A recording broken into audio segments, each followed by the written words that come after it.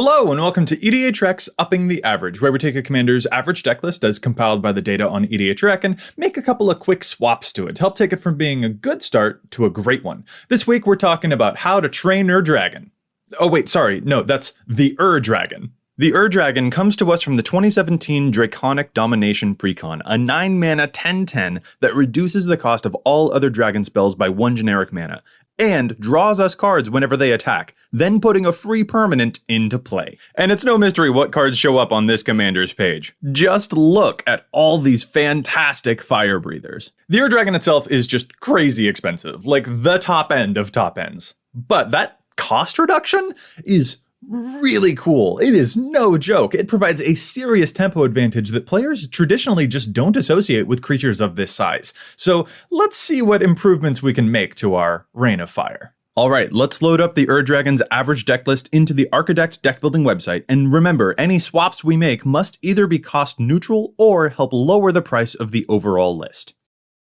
I remember looking at some of the dragons that came in the precon and shrugging. Like, I actually remember seeing Silumgar and Ojutai and Dromoka and Kolaghan and just kind of going, but man, these triggers absolutely pile up. Like, a lot. And the support cards can be just as sweet in this deck. A tribal deck that uses big creatures really wants to focus on those big creatures rather than on tricky spells. This makes the deck very straightforward and all the deadlier for that level of focus. Let's tackle this list in the following 3 categories.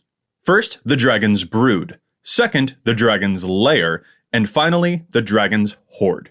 Let's start with the Brood. Where are my dragon? Oh, they're over there. Okay, well, cool, we found them. But let's make some improvements to them, shall we? We're gonna spruce up a few of our Draconic offerings here. Ryusei is cool and easy to get, but I'm not personally very attached. It's difficult to manipulate when this guy will bite the dust, and it's been my experience that most of the time he dies when the whole board is wiped, which renders his death trigger pretty moot, so he gets the chop to make room for more effective dragons. Next is Deathbringer Regent. I was torn about this one because it's a pretty awesome wrath effect, all things considered. However, it's the kind of dragon that helps us catch up, but not one that allows us to press our advantage. And that kind of circumscription does make me love it just a little bit less than other dragons I know we can add in here. Oh, and finally, Kagachi. I have yet to see this thing get the opportunity to use its ability. Sorry, love.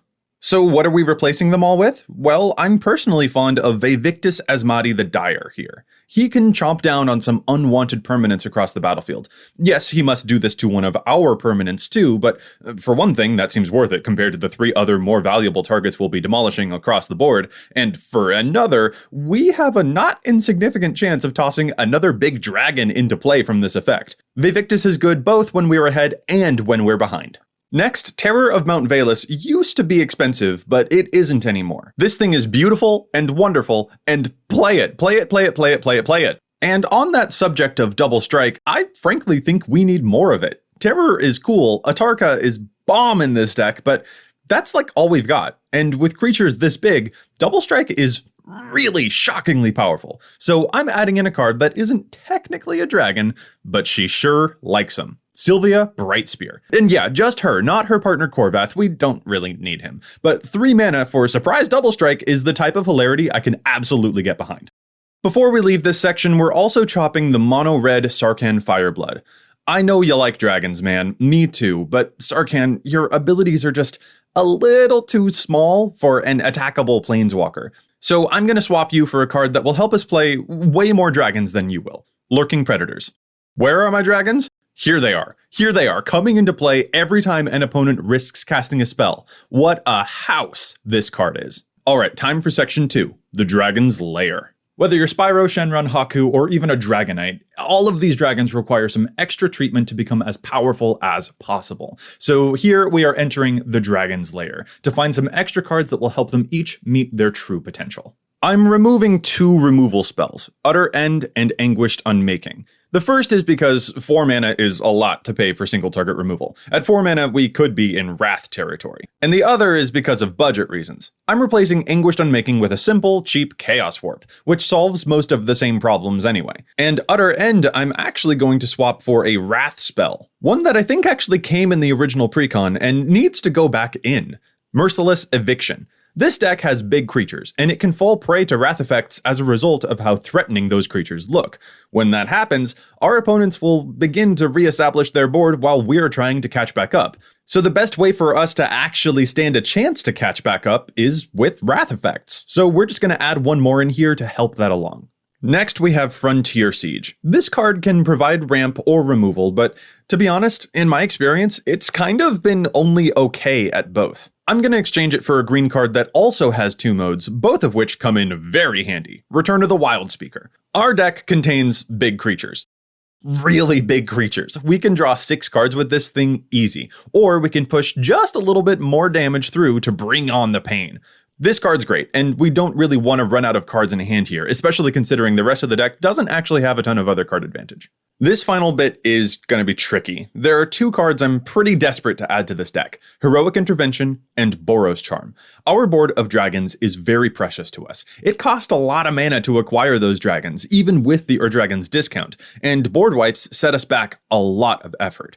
But we've got to cut something to make room for these protection spells. So what do we cut? Well, the first one I'm cutting is Lightning Greaves. We have a lot of other haste sources in here, so this card's primary function is protection. To my mind, though, it's more important to protect the whole board rather than to protect an individual dragon.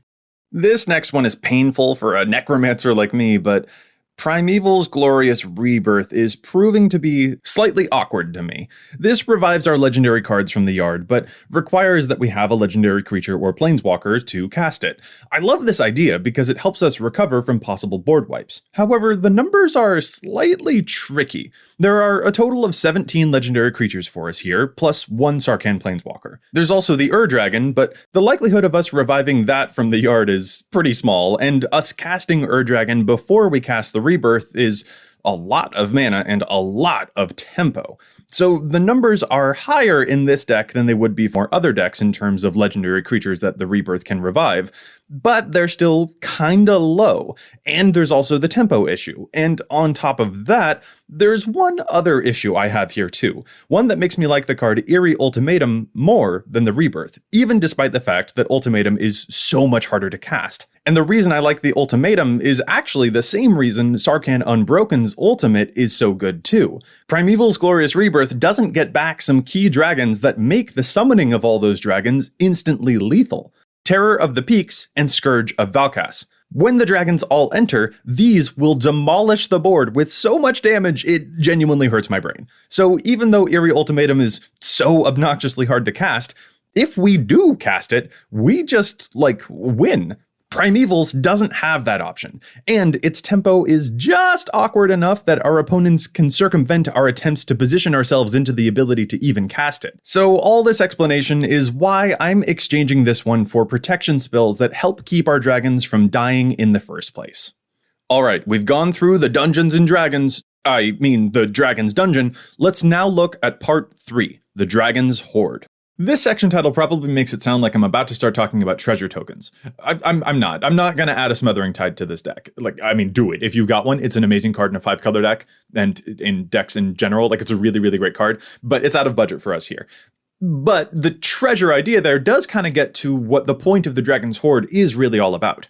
Mana. The mana acceleration and color fixing cards that we have in the deck aren't a problem exactly, but they do need some fine tuning. We really do need to pay attention to the mana in this deck. Otherwise, we won't be able to reliably cast our big sky lizards in the first place, and that will just leave us more desolated than Smaug. First, there's Urza's Incubator. If this card wasn't $25, I'd be all for it. It's basically a Dragon Speaker Shaman that's a lot harder to kill, but it's $25 dang dollars. This is one of the shiniest treasures in the Dragon's collection, but not everyone can carry it, so I'm going to make a budget cut here. The Incubator isn't the only expensive card in the deck, of course. The only reason I didn't chop the Kindred Discovery for budget reasons is because it actually came in the original precon. But even then, just feel free to use a Guardian Project or even a Painful Truths or something there.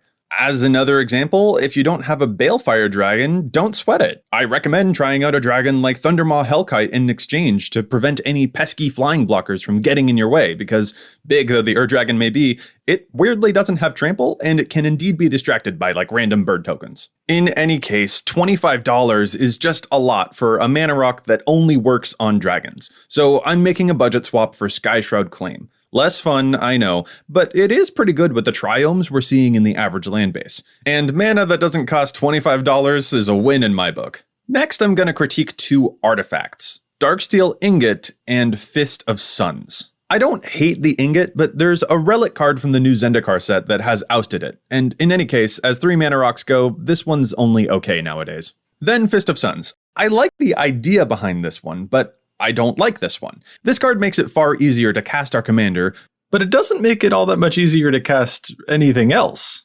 Dragon reduces so many of our dragons to just being 5 mana already as it is, so this really does only help cast the Dragon, and I don't think we need to use up a card slot on that, especially if the rest of our mana base is able to support not just the Dragon, but the entire deck too. All in all, this still leaves us with over 13 mana acceleration effects, not including the Dragon's Eminence ability, so I'm actually feeling pretty good about our ramp situation here. So what am I replacing these with? Well, it's gonna sound anticlimactic, but lands. Our commander costs 9 mana, and there are only 36 lands in the average Dragon deck. So yeah, here in the mana base, I'm adding in 2 lands to take the count up to 38. These creatures are big, so we just can't really afford to miss land drops, not if we want to have any realistic chance of casting our commander. Look, I get it. This whole section probably feels like it has a bit of an empty feeling to it. Like, really? Lands? That's what's at the end of this adventure? Just lands? Not some cool underplayed gem, not some big glittering treasure, not some cool secret tech, but just lands? Well, yeah, you defeated the final boss, you got to the big treasure chest, and you open it to reveal that it's empty, save for a scroll down at the bottom, a scroll of truth, and when you open it, it tells you, you need to play more lands. Look, we've seen this trope in the movies, we can't even be surprised by it anymore. Like, the real treasure were the cards we drew along the way. I'm actually swapping another land too while I'm here. I'm not keen on the Thriving lands in a 5-color deck. To be honest, I think the Vivid lands are probably better than the Thriving lands in this case, but in any case, we have a lot of tapped lands in here, so I just want to add in some cheaper cards that will either help more reliably with color fixing or that help us out in terms of tempo by, not entering tapped like so many of our other lands do. And there we have it, our final list. You can check it out in the link below with the cuts in the maybe board. I hope this video has helped you enter the dragon, and if you have any other recommendations for ways that your fellow broodmates may improve the dragon's roost, make sure you leave them in the comments below. Now make sure to watch out for people with dragon tattoos, and thanks for watching.